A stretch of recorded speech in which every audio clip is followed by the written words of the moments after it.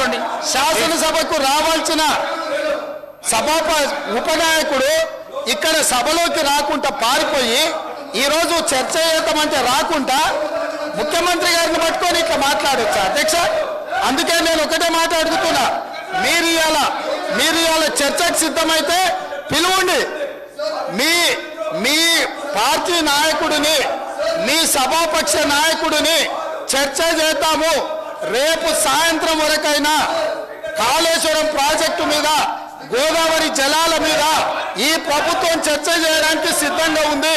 పారిపోయి ఫామ్ హౌస్లో వండుకొని ప్రతిపక్షాలుగా బాధ్యత నుంచి తప్పించుకొని నీ అవినీతి బయటపడుతుందని, కాళేశ్వరంలో మీ దోపిడీలో జైలుకి వెళ్లాల్సి వస్తుందని కేసీఆర్ను చంపుతారా అంటారు. ఎవరికి అవసరం ఉంది అధ్యక్ష చంపాల్సిన అవసరం? సచిన పావును ఎవరైనా చంపుతారా అధ్యక్ష? మొన్నటి ఎన్నికలలో ప్రజలు ఆ పావును చేత్తో కాదు కట్టెతో కొట్టిరు అధ్యక్ష. ఆ పాము ఆల్రెడీ సచ్చింది.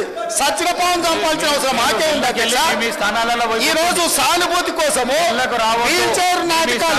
వీధి నాటకాలు ఏంటి అధ్యక్ష? ఇది ఈ రోజు అవకాశం వచ్చినప్పుడు ఈ సభలో చర్చ చేయడానికి ప్రభుత్వం సిద్ధంగా ఉంది.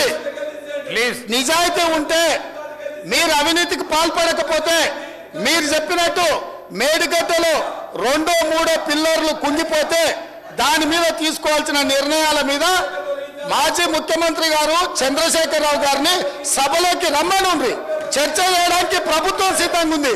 పారిపోయి అక్కడెక్కడో పోయి ఆడేదో ప్రగల్భాలు ఏంది అధ్యక్ష? రమ్మనుంది సభకు. వాస్తవాల మీద చర్చ చేస్తాం, మొత్తం ఇక్కడ పెడతాం. ఇవాళ ఆయన తప్పించుకుంటాడు, ఈయన వచ్చి ఈడ కొత్త మాటలు చెప్తాడు ఈడ. కాబట్టి అధ్యక్ష, దీని మీద ఇప్పుడు జరుగుతున్న చర్చ దేని మీద జరుగుతుందో ఆ విషయం మీద చర్చించమని ఉంది.